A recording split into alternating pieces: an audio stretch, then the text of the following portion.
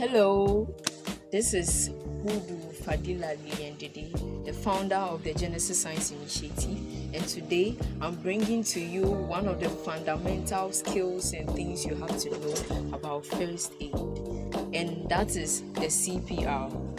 CPR is known as Cardiopulmonary Resuscitation in full form. It's a very essential activity performed not just by health professionals, but you can also do so. In the very first few minutes of a potentially dangerous medical situation, especially a cardiac arrest, one has to perform CPR if the casualty is in a position where he or she isn't breathing. Okay. So CPR can double or triple the survival rate of a casualty.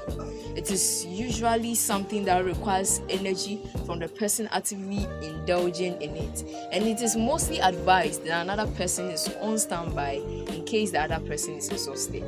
Now let's get into it. First of all, for example, you see someone who just fainted or broke down out of cardiac arrest. The first thing you have to check is your surrounding.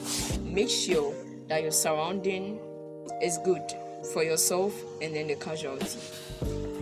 Immediately after assessing the entire area, make sure that you start calling your emergency service. We are in Ghana, so our emergency services are 191, 192, and 193. But be mindful that one of those are police service, fire service, and ambulance service. So let's take it from there. Okay, so after calling for help or asking someone else to call for help, you have to check the breathing of the casualty. So you check if he or she is responding or not. And most of the time, it is also advised that you should tap, shout, and ask the person if he or she is okay. If they aren't able to talk back to you, then you check the breathing rate, check the movements of the chest, if there is a crackling noise, of course. Then after checking all these, place the person flat on their back and then put the heels of your hand on the center of their chest. Usually you have to locate the sternum right here. Yeah. So you locate that side and then you put the heels of one of your palms on that side, and then you place your other one. Then you interlock your fingers, then you press. That's how we go by it. So you press hard and fast. So make sure whilst you are pressing, your arms are straight. How can I say this? Perpendicular to your shoulder or something like that. So like this. Then arm straight. That will help you use your weight as the force in pushing down and pressing fast enough for the CPR. So let's talk about the depth and the rates of the CPR you are going to be doing. So we are advised that the depth for the CPR must actually be 2 inches down, which is also 5 centimeters. So you allow their chest to rise up before you push again. So you keep your steady pace. So you have to do the chest compressions at a rate of 100 to 120 per minute. So make sure you allow the person's chest to come all the way up between your compressions.